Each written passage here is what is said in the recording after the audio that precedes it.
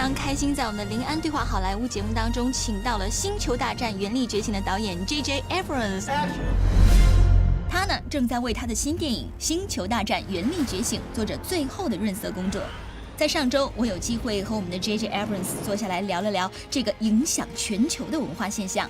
那现在呢，他又在百忙之中抽空来为咱们中国的粉丝朋友介绍一下电影《星球大战》里的世界，分享一下电影中的人物的故事，以及电影中宏大的宇宙战争场面。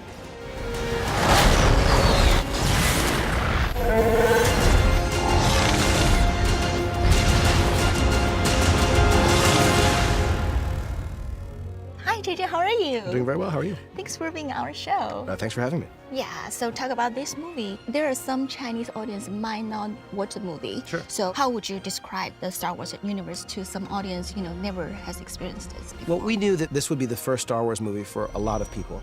So the good news is that the main characters in this movie, they don't know the world of Star Wars either. It's okay if you don't know anything about Star Wars because the main characters don't either. So their whole adventure is very much something that can exist on its own. We were very careful to make sure that this movie didn't require you know anything else about Star Wars. I would say about the universe is it's one of incredible possibility. It's incredibly exciting. It's full of adventure. It's really funny. The action is enormous. And the scale is huge. But it's an intimate story, and it's a family story, and it's one that I think is as emotional as it is exciting. There are stories about what happened. It's true. All of it. Tell me a little bit about the story. I'll tell you a little bit. Okay. The main characters are two, I think, incredible actors playing these new characters. One of them is Rey, and this is played by Daisy Ridley. And so she plays a scavenger, and she feels like she's essentially no one special at all. And she is in this place called Jakku, which is a desert wasteland. And it's a little bit like you see where she works, and it is this kind of ship graveyard where a battle years earlier had taken place. And she's just scavenging, making do on her own, with whatever she can. She's a character who has been essentially waiting in this middle of nowhere place for her family to come back, and that hasn't happened in years and years. But she lives isolated and self-sufficient. I was raised to do one thing, but I've got nothing to fight for. Then you've got Finn. He is someone who was raised in the First Order to be a stormtrooper, and he, at a certain point, abandons the First Order and does the thing that no one else would dare to do. He just ran away from this organization that he knew was evil and needed to get away from them. You don't know a thing about me, what I've seen. We all need to run. And so an adventure begins. It's not just his adventure, but he crosses paths with Rey, Daisy's character, and the two of them find themselves in this massive life and death epic adventure that will change their lives and many others too. How do you expect the new cast to be perceived by the fans? And do you think the kids today, even the Chinese kids, they will love them as you love the look, Leia and Han? I gotta say, I do think so, and I'll tell you why. First of all, the cast is extraordinary. Daisy Ridley she's beautiful, but she's also incredibly versatile, and she's sort of a revelation. She can do everything. She is amazing to watch. She is incredibly sweet. She's very funny. She's sort of goofy, but she's also really tough. She can be vulnerable. She's amazing. Her face is just so watchable. But she plays a character that I think feels very relatable. We might need this. And this adventure sort of falls in her lap. Get ready! For what? And she suddenly finds herself experiencing things that she never would have dreamed of with Finn. I don't know your name. Finn, what's yours? I'm Rey. And when the two of them meet, they are so funny together, and they're so sweet, and there's such a sense of authenticity in the two of them. Neither has ever experienced anyone else, really. So it's sort of these two orphans who come together and are on this crazy adventure together. The Empire's gone, but it has been, in a way, it's evolved into something called the First Order. Nothing will stand in our way. I will finish what you started.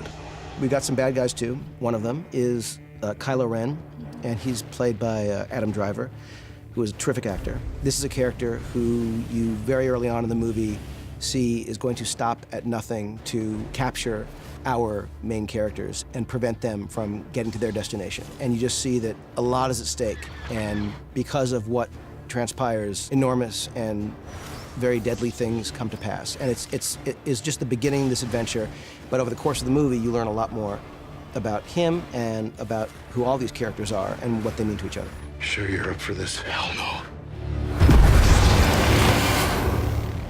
Who are new characters we should still, care about? Well, there's Poe, who's played by Oscar Isaac, who's an amazing actor. All teams, give it everything you got! We have a new droid called BB-8. That BB-8. is BB-8's the little ball droid. Yep. I'm curious. Is it magnetism or? The way we did it, it was proposed that we do it CG, but for me, it was really important that we do everything as much as we can, physical and tangible. So Neil Scanlon, who's the creature designer, and his team designed an incredible array of creatures and droids. The most amazing is BB-8, and this is a droid that was puppeteered by some incredible performers and always on set. And with very few exceptions, whenever you see BB-8, he was really there. We used CG to remove the puppeteers, but the way that the puppet worked wasn't with magnets. It was with a whole crazy rig. And there were like 4 different versions of BB-8 to do different things. But it was an amazing thing to see him perform. And even when you were on set looking at him, you would start to not see the puppeteer. It's weird, like they would sort of disappear and you just would be watching the droid. So BB-8's sort of, one of the big, new characters in the movie. Yeah. So, what kind of creature we can see in the new movie? We have a lot of creatures. One of the cool things was that the creatures that we had were actually physically built. So there were people wearing suits. There's this one scene in the desert of Jakku where there's this giant hapabore, and there were 5 guys in this very heavy suit in 125-degree heat, and it was horrible for them. And I kept thinking they were gonna die, but we didn't lose anyone. They were all fine. But the experience of having them, in that suit, it was physically there. It's one of those things where, every scene where there was a creature that was right there, operated off camera or by the puppeteers inside, it was amazing, and you just know it's real when you look at the movie. But there are a lot of creatures there.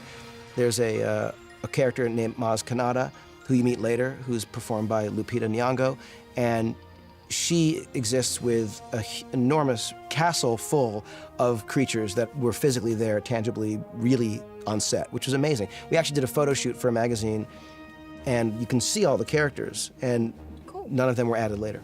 It was critical for us that we focus on the characters as much as possible, and some, like I said, some great new droids. But the characters were the things we really wanted to make sure were as strong and new as possible. Hope is not lost today.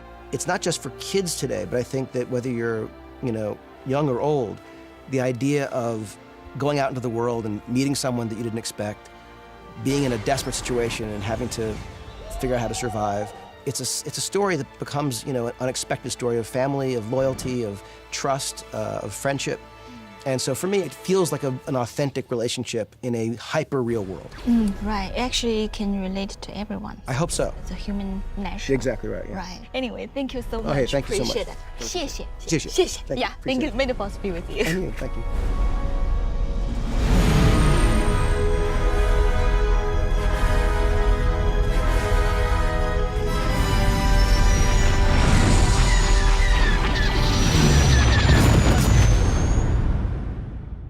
Chewie, we're home.